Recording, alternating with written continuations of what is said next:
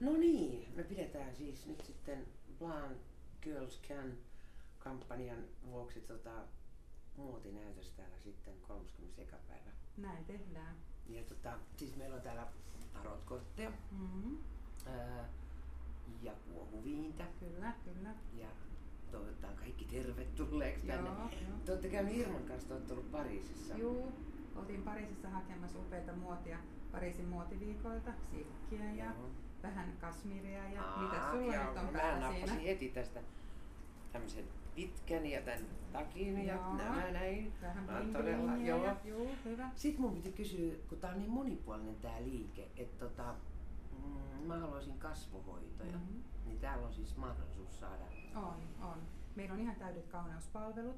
Meillä on tämmöistä upeaa Galvanic Spa-kasvohoitoa, kiinteyttävää, liftaavaa, kosteuttavaa, ihania tehohoitajat. Tervetuloa. Joo, siis pakko tulla. Siis, ja on jalkahoitoja ja kaikki täydet kauneuspalvelut. Niin, ja mä oon ymmärtänyt jopa ripsien pidennyksiä. Ja kyllä.